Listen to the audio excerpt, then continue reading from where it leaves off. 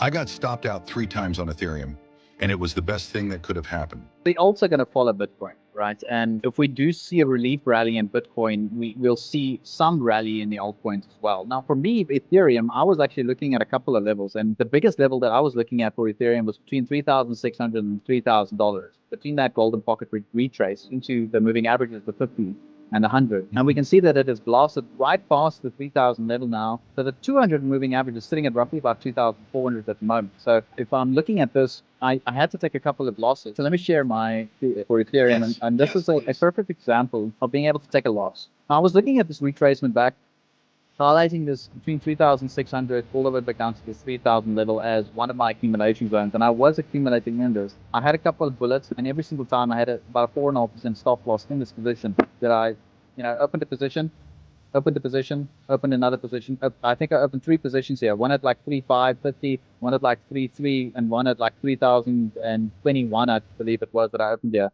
All of them have been stopped out.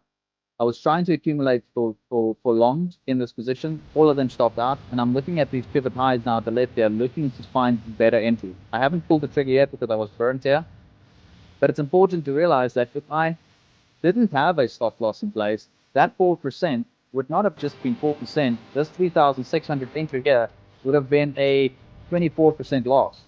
So taking that loss and being willing to be wrong, saves the 20% on that position. So that's why it's important to have stop loss. Looking at this, I am looking to accumulate in the zone here. Again, taking the gamble. You don't know if it's going to fall lower or not, but I'm willing to try. I'm willing to accumulate at these key levels.